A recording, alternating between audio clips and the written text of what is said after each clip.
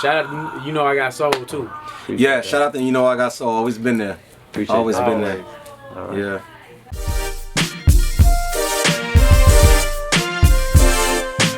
All right. We got Willie Hyn, Musiq Soulchild here in New York City, Soul Village tonight. Just came off stage. Yeah. It was a special moment tonight. You know, Willie was here to perform, but brought music with him on stage. You know, to do his background singing. It was a special night. Talk about the experience here. Man, it was a blessing, man. It was a blessing. I had my idol coming to perform with me to sing songs that I wrote, like that, and he didn't have to do it. He did it. I mean, it's a blessing, beyond a blessing.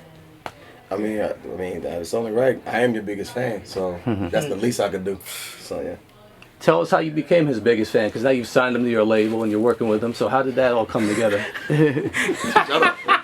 So what had happened was, as you know, I have these alter personas, and I was working on one in particular by the name of The Hustle. The Hustle. Like it if you do, don't if you don't care, never will. And I needed somebody on this one song called Bars. And working with my MD, my producer Jay Troy out of Atlanta. And like I said, I did this one verse, and I was like, yo, I need somebody on this record, man. And he was like, yo, I got the perfect person. So he sent in the beat. I ain't even put my without my verse on it. Just sent in the beat. And we came back the next day. And I had did my verse, and then he sent me his verse because I wanted him to be first, and then I wanted to be after.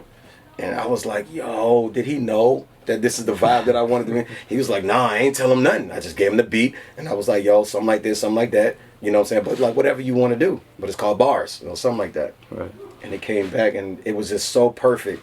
And then the alley-oop at the end, well, y'all I just want to sing, but you finna get this hustle. I was like, oh. So at that point, I was like, okay, this dude gets it. So then I came to a couple of his shows, saw a couple of his videos, heard a couple of his songs. I was like, yo, who is this dude that nobody knows about this dude? Then I found out the whole of Atlanta knew about him, but he was kind of like an underground, kind of like Prince happening, but he just needed a little wind under his wings. So I was like, well, folks look at me a lot, you know, so while they're looking at me, I guess I could be, hey, why are you looking at me? Hey, why don't you look at him? Because you know, he could use some attention right now, and you can use this work right now. So there you go. Absolutely. And ever since then, people have been taking to him. Put him on a record on my album Life on Earth, on the very first song called Wait a Minute. Killed that. Wait a minute. And then on his next album, yes, I'm working on another album. It's going to be coming out later this summer. I got him on like 3 joints, you know, so I'm really excited. I'm really excited about, you know, my new stuff and what I'm doing and whatever, but I'm really excited about, you know, breathing life into other people's careers, you know, as much as I can. He's already a thing on his own. I don't need to tell him nothing. I just got to put gas in his tank so that he can go further, and that's all I'm here to do. And now, Willie, tell us about this movement you had built up in Atlanta to get the attention of someone like Musiq Soulchild. And, you know, he said everyone in Atlanta knew you. How did you get to that point? Man, open mic. If your mic is on, we there. Yeah. Monday through Sunday. I mean, every night we was performing, night in, night out. I mean, everywhere. And it just got to the point where we had to get to the point where people would get tired of us. I had to really, man, it took a lot. I just had to. Shout out to Confetti Rose, the Rose Parade, because it took them to believe. Because they could have been like, look, Will, we love you, but we ain't finna be doing all that. Yeah. And they did it, and they backed me time in and time out to the point where we got to the point where I could afford to, here goes something for this, here goes something for that. But I mean, for years, I mean, for at least about 5 years, I mean, they was just running with me. Wherever I was performing, they were like, let's do it. So I'm just blessed to be able to have a strong team with me. And it took all that time and all those performances to get to the point where we could get the likes of people like Musiq Soulchild to accept us and to vibe with us. So I'm blessed. I'm blessed. And people don't understand, like, that's what it takes. Like, folks, we want this microwave success, and it's like, bro, that thing gonna take years, you know, so you better be about it. You better be serious about what it is that you're trying to do and put out into the world, because the gratification is not going to be instant. You know, this is the long game. You know, so you gotta be focused, and you at least you gotta have it in your heart, have ultimate confidence. Like, oh no, this is dope.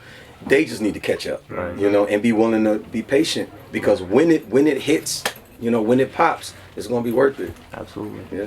Talk to us about this most recent project you had, 13 Roses. You know, I heard you guys perform Flower Child tonight. Yeah. Dope song, love it. Thank you. Tell us about that whole record. Oh man, 13 Roses. Just I would say it's pretty much it's a biography of my last like 3 years of life. I mean, it's a love story. I mean, it's one of them things where, I mean, it hurts. It kind of hurts to tell it, you know, because of the outcome. But at the end of the day, you know, it's truth. It's my truth, and it turned into art. And I couldn't have done it without, you know, Chris Theory, my executive producer.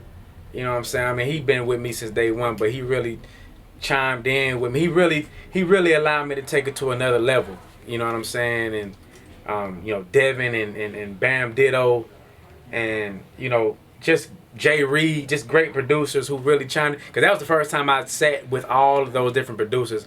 For the most part, it's just been Chris Theory. That was the first time I sat with everybody and was like, look, I want all of y'all. Y'all got a little piece of everything that I want as far as y'all creativity.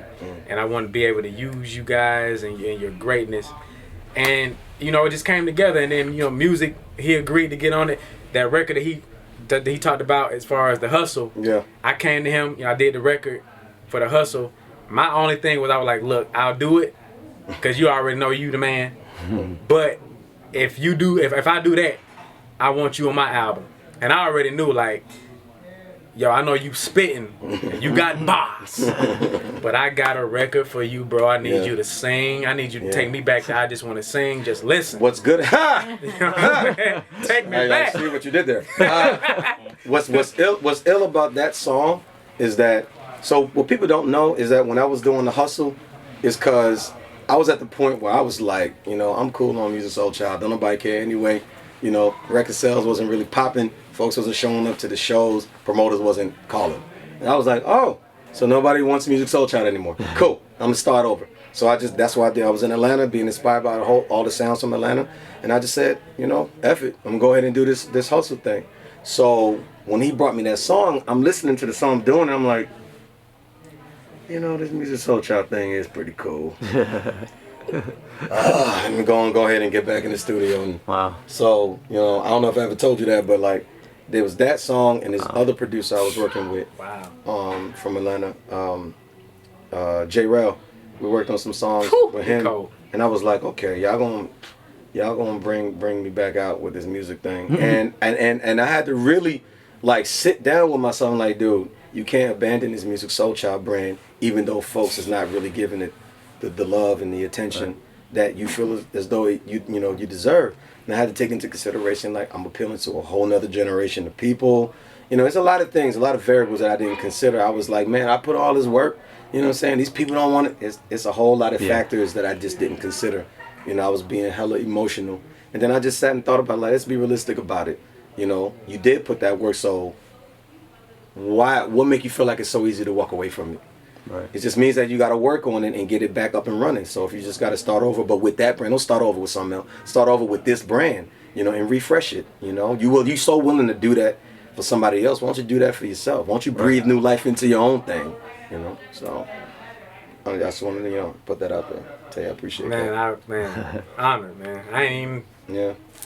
But it's not just you and that song. It's you guys and y'all whole movement. You know what I'm saying? Because it's very rare to find people that work as a unit. You got a lot of solo folks out there, and they just want to me, mine. You know, you help, but like it's on me. You know, kind of thing. Whereas though, you guys, y'all operate like a tribe, like a village, like a family. You know, like a squad, like a real squad. You know what I'm saying? 2-eyed tribe. You know what I'm saying? So, and you know, when I came to that Rose Bowl, saw everybody like pitching in, like nobody bitching, everybody doing their oh, so this is okay. So this is what, you know, what's it called? Utopia looks like.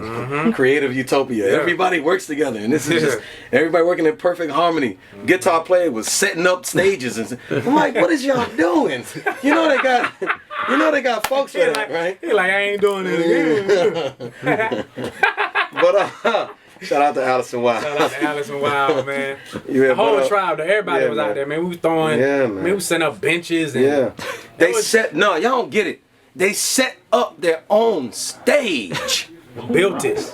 They built their own. Fuck, we're going to Home Depot. It was crazy, and then they performed on top of it. It was amazing. It was amazing, and I was like, you know, I'm still tired from that day.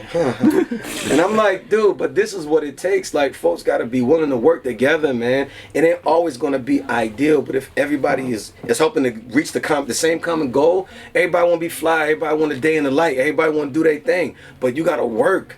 You gotta work, man. You gotta work, you know. So I got total respect for Tribe. I got total respect for Will. I got total respect for everybody. And I like to associate myself with creative people who aren't scared and lazy. Right. You know, they don't mind putting in the work that it takes. And it don't have to be that hard. It just need to get done though. Mm-hmm. Right. You know, so it's more than just I like his songs.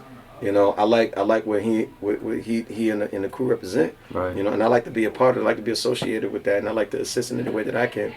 You know, because it's very rare to find people that want to work together. Absolutely. And they came already together. You know, so Right.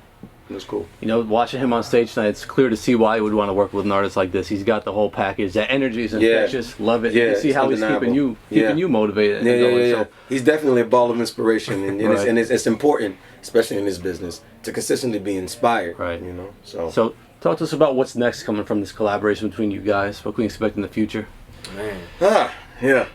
So one thing at a time. So I'm working on a lot of music coming up really soon. Please remember that I said that. So when you get a lot of music, just remember, just run this back and say, oh, yeah, he did say he's gonna put out music. I'm about to put out a lot of music. A lot of Musiq Soulchild music, that is, along with all the other stuff. But he and I, and there's another artist by the name of Ray Luis. Ray!